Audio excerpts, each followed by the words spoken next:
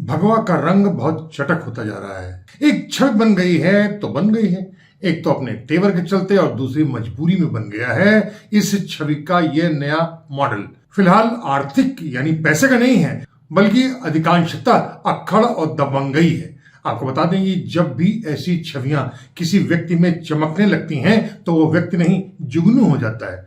रह रह कर चमकता है, जिसे दबोचना काफी मुश्किल होता है। लेकिन एक बार अगर उससे दबोच लिया तो शीशे में बंद कर लेना आसान होता है। और कहने की बात नहीं है कि तब इस जुगनू का अंत यहीं तक होता है। फिलहाल इस जुगनू के सामने खतरनाक चुनौतियां हैं। कटीले शाही की तरह इस जुगनू ने अपने कांटे फुला लिए हैं, मगर माना जाता है कि अब कोई फायदा है नहीं।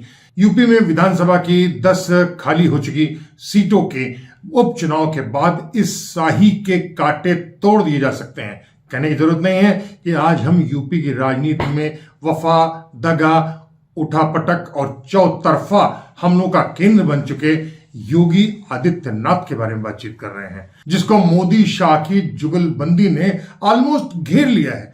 दिल्ली से ताकत बटोरे केशव मौर्य और प्रदेश पाठक जैसे किरदारों ने योगी की गुल्ली उखाड़ने के लिए जी जान लड़ा रखा है, जबकि योगी अकेले बैटिंग कर रहे हैं। फिलहाल खबरें खूब बिखरी जा रही हैं कि बनारस में यूपी के आधा दर्जन से ज्यादा मंत्रियों को एक डिप्टी सीएम ने अपने गुट में शामिल कर लिया है। और हैरत की बात है कि इस गुट का नेतृत्व एक पत्रकार कर रहा है। पिछले कई वर्षों से यह गुट योगी की आंख में धुआं भर रहा है। एक पत्रकार ने तो यहां तक लिख दिया है कि यह गुट चुनावी टिकटों को बांटने और अफसरों के तबादले में भी भारी डील करने में जुटा हुआ है।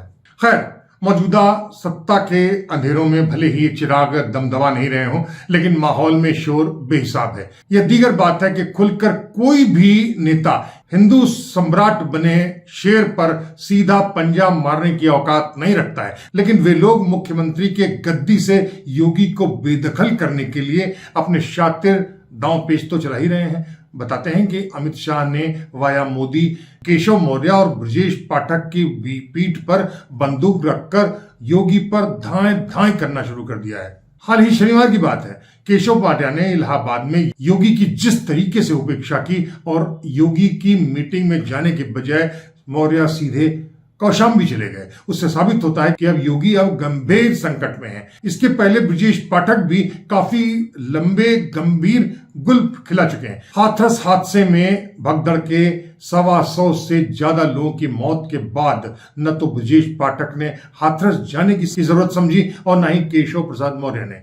यह दोनों ही अलग अलग दिल्ली चले गए। जाहिर सी बात है, गोटियां फेंकने। शुरुआत में यह हालत नहीं थी। यूपी में सरकार भले ही थी, लेकिन खास तालों की चाबी अमित शाह ने अपने हाथ में दबोच रखी थी। योगी ने इस हालत को अपने अनाड़ीपन और आकाओं की व्यवस्था के तौर पर लिया और माना कि उससे उनको कुछ ठोस सीखने का मौका मिलेगा। लेकिन यह जल्दी ही योगी को पता चल गया कि यह तरल गरल है और योगी महादेव शंकर नहीं है जो हर क्षण विष का घूंट पीते ही रहेंगे। मसलन संदीप बंसल को प्रदेश भाजपा में संगठन मंत्री के तौर पर रखा जाना, जिनके भाजपा में हस्तक्षेप करने का मकसद था सरकार के कामकाज में सीधा दखल। मुख्यमंत्री कार्यालय में प्रमुख सचिव के तौर पर जिस व्यक्ति को लाया गया था वह भी अमित शाह का आदमी था। हरदोई के एक युवा व्यवसायी ने इस प्रमुख सचिव पर 25 लाख रुपए की घूस लेने का आरोप लगाया था, लेकिन तब के एसएसपी दीपक कुमार ने उस व्यवसायी को तत्काल दबोचा और अगले दिन तब छोड़ा जब वह अपने आरोप से बुखर गया। दोपहर को पुलिस के घेरे में इस व्यवसायी ने मीडिया से साफ कह दिया कि उसका मानसिक संतुलन गड़बड़ा गया है, जिसके चलते वह गलत बयानी कर गया। बताते हैं कि एसएसपी रहे दीपक कुमार ने उस युवक को रात भर ठोंका बजाया था। और कहने की जरूरत नहीं है कि दीपक कुमार पर दिल्ली से खासा आशीर्वाद था और दीपक कुमार तो एक मोराबत था। पूरी ब्यूरोक्रेसी के अहम पदों पर बैठे लोगों का रिमोट अमित शाह के हाथों पर था और आज भी है। खासकर राजेंद्र कुमार तिवारी दुर्गाशंकर मिश्रा। अब मनोज कुमार सिंह भले ही आ गए हैं, लेकिन माना जाता है कि उनका भी तार दिल्ली से सीधे जुड़ा हुआ है। जबकि नवनीत सहगल ने सरकार को बड़ा दखल करने की बड़ी हरचंद कोशिशें की थी, लेकिन योगी ने एक बार भी उनको घास नहीं डाली। सहगल छुच्छे बैठे रहे। नतीजा, रिटायरमेंट के बाद केंद्र सरकार ने प्रसार भारती का अध्यक्ष नवनीत सहगल को बना तो दिया, लेकिन वो 2 कौड़ी का झुंझुना था। लेकिन इसके बावजूद हुक्म दिया गया था कि दूरदर्शन की मोहर को भगवा बना दो, और सहगल ने किया।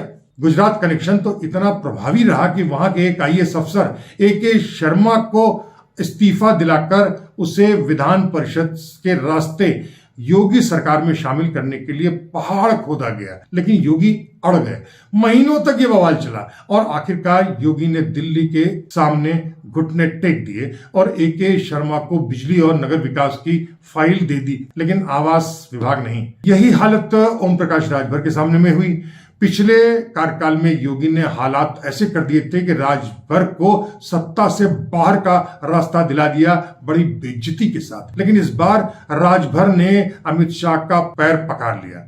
दिल्ली से फरमान आया कि योगी सरकार में उनकी कुर्सी पर पक्की कर ली जाए, लेकिन योगी ने दिल्ली का वह फरमान कूड़ेदान में फेंक दिया। बड़ी छीछा लेकर हुई, लेकिन लंबे समय बाद ओम प्रकाश राजभर मंत्री बने तो जरूर, लेकिन उनकी औकात बेहद लस्त पस्त हो गई। आज भी वही हालत है। एक मूर्खतापूर्ण बयान करने वाले भी मंत्री बन सकते हैं, इसकी नजीर हैं ओम प्रकाश राजभर।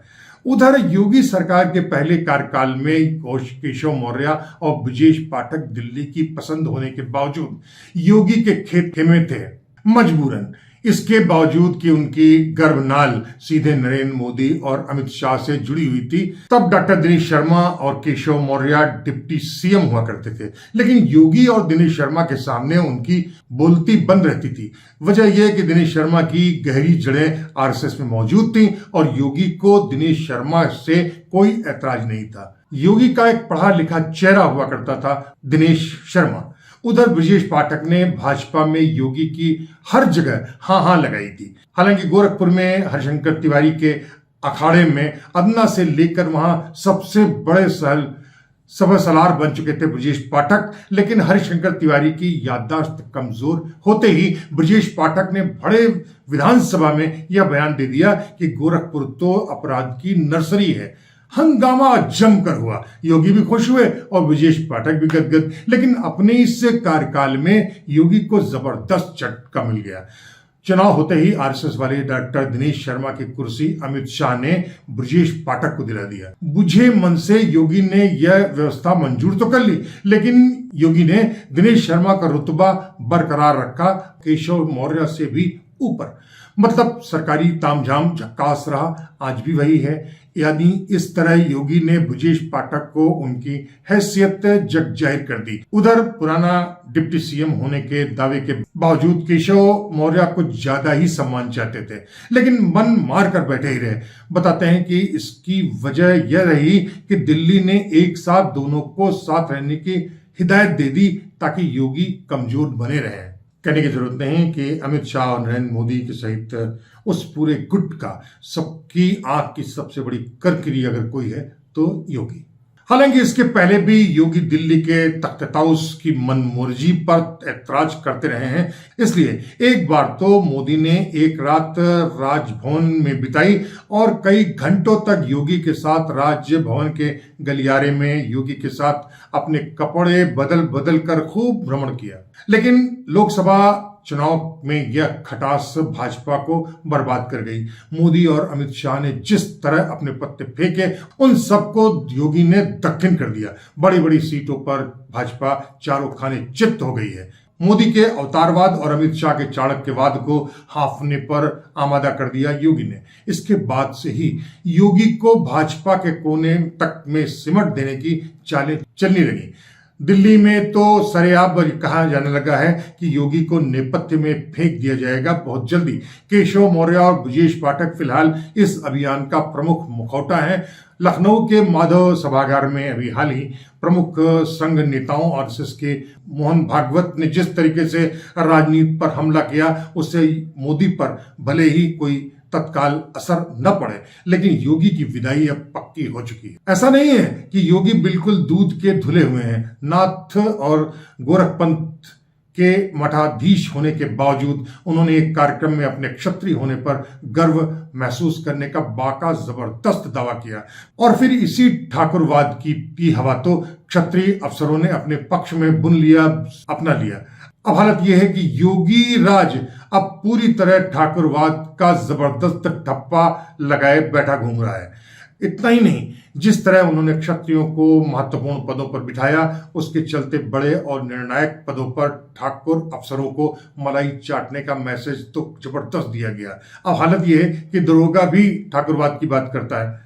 हालांकि ऐसा नहीं होगा कि योगी इस छवि को बहुत पसंद करते होंगे, मुझे पता नहीं, लेकिन उनके पास अब कोई विकल्प ही नहीं बचा है। भय यह है कि अगर उन्होंने अपनी यह छवि तनिक भी तोड़ने की कोशिश की तो उसको राजनाथ सिंह लपक लेंगे, और इसके लिए वो पहले से ही बैठे हैं। राजनाथ सिंह, भले ही ठाकुरवाद का घेरा अब राजनाथ सिंह के वोट बैंक से सरक चुका है, फिलहाल तो यूपी में ठाकुरवाद का केंद्र बने ही हैं योगी, और भले ही योगी बेईमान न हो, लेकिन मैसेज जा चुका है। यह भी होता तो गनीमत थी, लेकिन जातिवाद के साथ ही एक नया संक्रमण बढ़ गया है, और उसका नाम है क्षेत्रवाद। और आपको बता दें कि यूपी के बड़े अधिकांश अधिकारी ठाकुरवादी हैं और बिहार के हैं, और इसके लिए एक नया क्षेत्रवाद खड़ा हो गया है यूपी की नौकरशाही और पुलिस में। वह है बिहारवाद, यानी कोड़ पर खुजली या अकौता भी हो गया। यह एक क्रूर चरित्र के तौर पर उभरा है क्षेत्रवाद और जातिवाद। पहले तक तो यह हालत यूपी पुलिस तक ही सीमित थी, लेकिन अब पूरी ब्यूरोक्रेसी तक यह बजबजाने लगा है।